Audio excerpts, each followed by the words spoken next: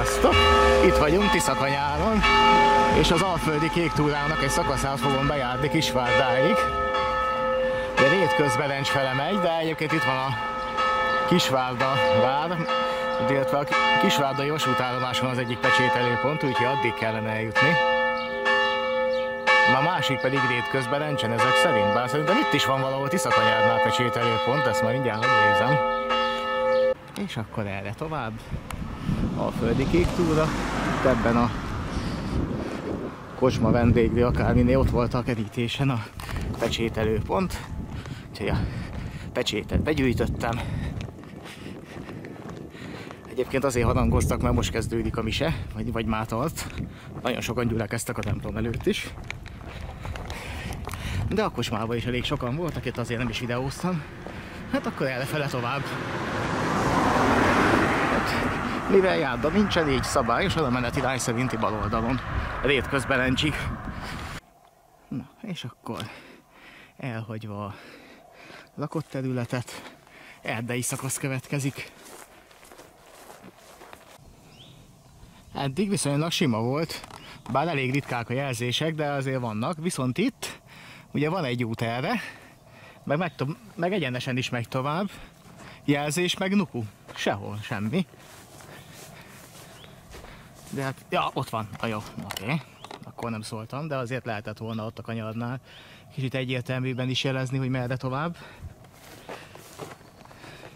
De általában azért, hogyha más jelzés nincsen, akkor egyenesen kell tovább menni. Viszont ez nem mindig igaz, hát Kék Túrán is jártam úgy, hogy nem volt jelzés, és mégis le kellett érni az útról, és ráadásul egy alig észrevehető ösvény volt az erdőben, amit már vastagon azért már benőtt a növényzet is, tehát azért elmentem egyik irányba, elmentem másik irányba, és véletlenül, na akkor azért harmadjára vettem észre ott a vadászlesnél, ez egyébként Nógrád határában volt, hogy hát bizony arra kell menni, be az erdőbe egy szűk ösvényen.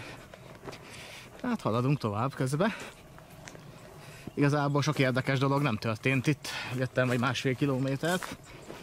De hát itt az Alföldi Kék Túra az főleg elnevezetes, bár még nekem ez a második, szóval azért még messze menő következtetéseket nem vonnék le, mert ugye még túl kicsi a mintavétel.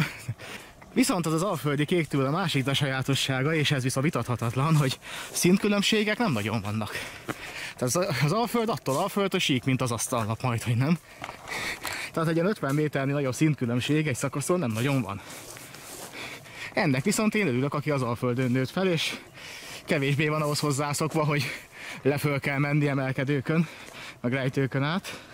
Na és akkor a jelzések hiánya, most megint mondom, hogy itt vége az útnak, tehát ha más nem, akkor ide, mondjuk erre a fára kellett volna egy jelzést tenni, hogy akkor most merre tovább. Mert itt aztán már tényleg vagyunk, és hát valamerre pedig menni kell, mert hogy az út elfogyott. De most akkor erre, vagy a másik irányba? Na, ott a kék jelzés, akkor erre. De ezt miért nem lehet a fára kitenni egy nyillal, hogy arra kell menni? Tehát egy jobbra vezető nyillat oda igazán föl lehetne festeni. Na, hát mindegy, de itt legalább volt aztán. Amikor ez úgy van, hogy akár elmész még jó pár 100 métert, és egy darabjelzést nem látsz, és akkor most fordulj vissza, ne fordulj vissza. Lehet, hogy a másik irányba kellett volna menni. Mert jó, ahol teljesen egyértelmű a dolog, ott igazából annyira nem hiba, hogy nincsenek jelzések, bár szerintem ott is kéne azért néhány 100 méterenként, de ez csak ilyen kis zárójelbe magánvélemény. Tehát például én hát nem jártam még azokon a szakaszokon, de az Alföldi Kék Túrán én hallottam már másoktól, meg ugye a kommentbe is írtátok egy páron, egy kék túrás videó alá, hogy hát van olyan rész, ahol például akár 10 kilométeren keresztül csak a gát tetején kell sétálni, és hát ugye ott hogyha nincs jelzés, az nem olyan nagy probléma, mert ugye úgyse tudsz máshol menni. Tehát elég, ha ott jelzik, ahol le kell térned a gátról, hogy na akkor itt. Mondjuk szerintem azért ott se ártana úgy legalább egy olyan pár 100 méterenként kitenni egyet. Hogyha van valami tereptárgy, például ugye a gátakon is van szelvénykövek, vannak 100 méterenként, tehát mondjuk minden harmadikra felfesteni egyet, hogy biztosan tud, hogy még mindig jó fele mész. De hát ott azért ez így elmegy, de elágazásoknál, főleg, hogyha vége az útnak, és ugye két irányba is tovább tudsz menni, vagy akár többe, akkor azért nem ártana. Hát haladjunk tovább. Pókurak elég szorgalmasak, mert rengeteg helyen vagy keresztbe szőtték pókhálóval itt a turista utat. És hát ugye eddig csak kritizáltam a jelzéseket, hogy nem elég egyértelműek sokszor. Na most viszont egy piros pontot fogok adni, mert látjátok, itt van egy elágazás, erre még meg további másik földes út, és itt teljesen egyértelműen, igaz, hogy kissé kopottan, de ott a jelzés, hogy egyenesen kell tovább menni, tehát ezt így kéne mindenhol. Tehát itt viszont piros pont, és ez így kell, ez így jó. Hát egyébként túl sok minden nem történt azóta se. Hát most ez a homokkal felszólt földes út van.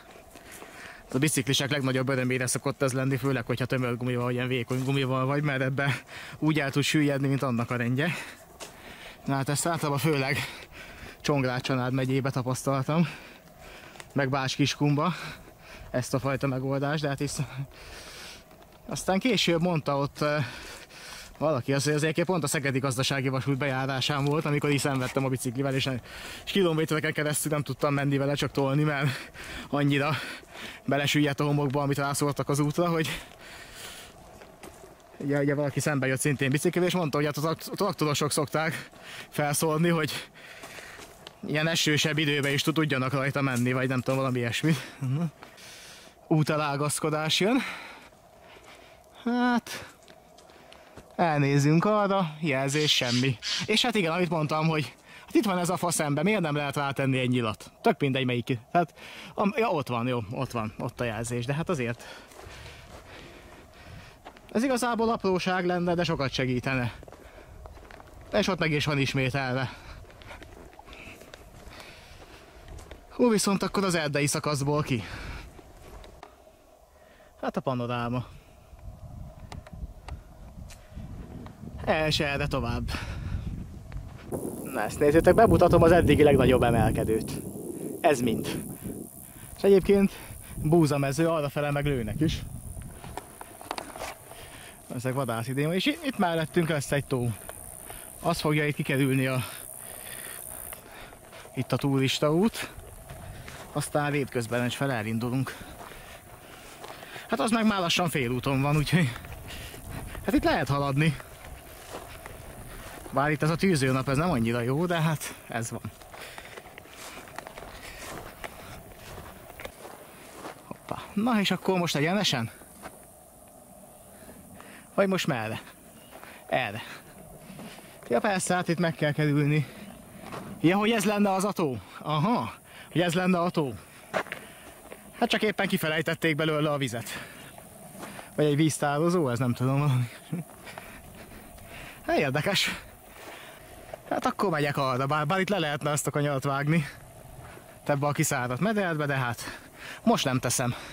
Meg amúgy se szoktam.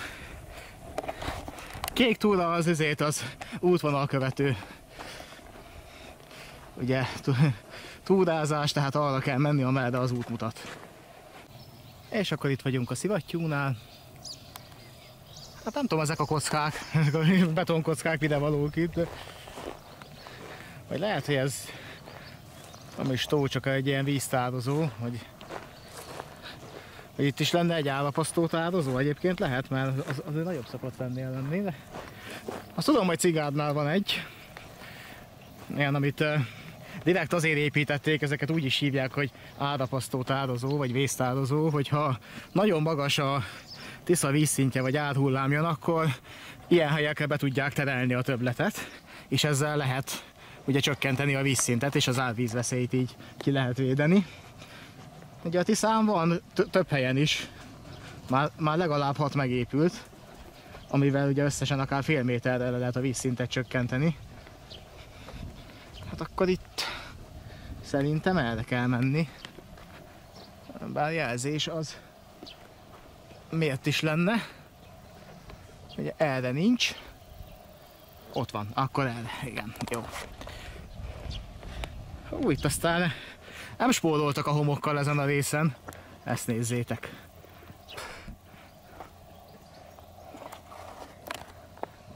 És hát itt van a szivattyútelep. Nem az 5-ös számú, de szivattyútelep. És ott már van, sőt ez még nyitva is van. No csak. Ugye itt egy trafó, tehát itt van egy saját trafó állomása is, vagy legalábbis a saját transformátora magának a szivattyútelepnek, mert hát ugye elég sok áramot zabálhatnak ezek a gépek, amik a zsilipet működtetik. Érdekes, és ez nem a Tisza, hanem ez valami mellékága lehetett. Vagy a szabályozásnál.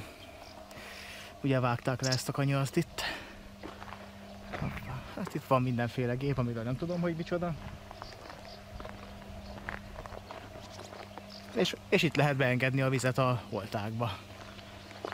Ez pedig itt már a Tiszából leágazó valami. Ennyi.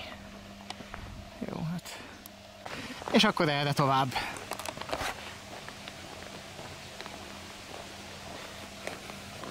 És itt már betonút van, nyilván a szivattyútelepig csinálták meg, hogy a nehéz gépeket be tudják vinni. Beleértve a transformátort is. De legalább most megint árnyékos hely lesz, és akkor gyerünk tovább. Erről jöttem. Arra is van egy út, viszont ott a kék jelzés, úgyhogy hát itt a kamionok mellett kell elmenni. Van pótkocsi, van vontató. Hát itt valami nagyobb telep lesz. De hát minket ez nem nagyon érdekel. Itt van valami cégnek a telephelye, amelyik elég sok autóval dolgozik. És ismét egy unalmasnak ígérkező szakasz következik. Hát ezen a betonúton kell sétálni. Ott látjátok a villanypóznán a jelet, tehát kb. Ezt a villanyvezetéket kell követni. Szerintem még addig a kanyarig biztosan. Addig meg úgy látom, hogy semmi érdemleges nem fog történni. Vagy legalábbis semmi olyan nagyon izgalomra odatakó dolgot nem látok itt az úton. Út vége. Megérkeztünk Rétközbelencsbe. Ez már a belterület. Kék túra egyenesen folytatódik. Úgyhogy nagyjából a fele az már megvan. Innen már csak át kell battyogni Kisvárdára.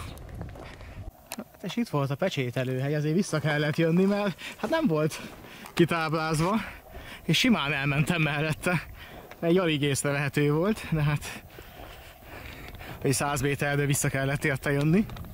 Jó, hogy megnéztem a térképet, hogy hol lehet a pecsételő, így meg lehet. Kisvárdán viszont van 2 is, az egyik a vasútállomáson, a másik meg valahol előtte, úgyhogy ott, hogyha egyet benézek, még mindig ott a másik.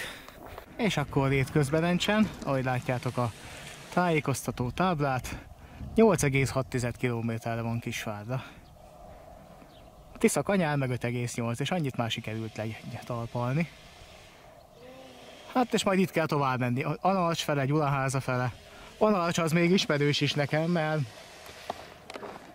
ugye ott a Bakta-Lóránt háza Kisvárda egykori vasútvonal bejárásánál ugye Analcson volt az egyik állomás, tehát ott jártam. És hát akkor erre tovább, ahogy látjátok a jelzést, ott van a következő dupla villanypóznán. És akkor egyenesen ezen a földes úton, Rétközbelencset elhagyva, hát errefele kell tovább menni Kisvárdára. Azóta se volt több ugye jelzés vagy elágazás, hogy merre kell menni. Úgyhogy itt szépen itt mellett a folyó mellett irány tovább. Azt nézzétek, a sok gólya. Úgymond eseménytelen út a gáton. Itt van egy elágazás, viszont jelzés az nincsen, tehát tovább kell menni itt a folyó mellett. Hát ez ilyen volt végig. Úgyhogy igazából megint nem volt mit videózni.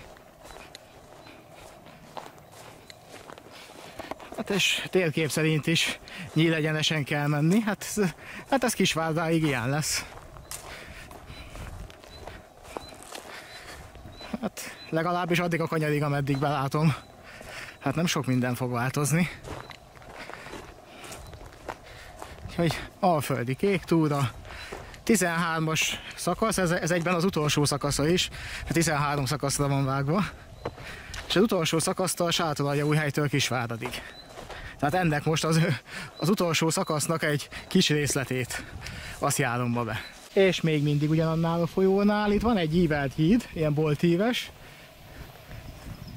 rajta a kék jelzéssel, de a térkép szerint meg egyenesen kell menni. Kép szerint erre kell jönni, bár jelzést nem látok. Itt meg ömlik ebbe a csatornába valami víz. Kérdés, hogy milyen? És hát erre tovább. És elvileg egy kb. 500 méter múlva fog kanyarodni az út, és ott lesz az egyik pecsételőpont. Hogy figyelek, hogy el ne menjek mellette, mert ugye az országos kék túrán ott elég jól ki van táblázva, és mindig a pecsételőhely előtt külön van is egy jelzés, hogy itt a pecsét, és akár 100 méterre is, de kirakják, hogy hol van. Hát itt meg úgy láttam, vagy úgy vettem észre, hogy nem. És akkor ezt nézzétek, itt tovább, de itt van egy műút, de már mutatja Kisvárdát, de egyenlőre itt még át kell menni az úton, ott mutatja szembe a jelzés, és itt tovább.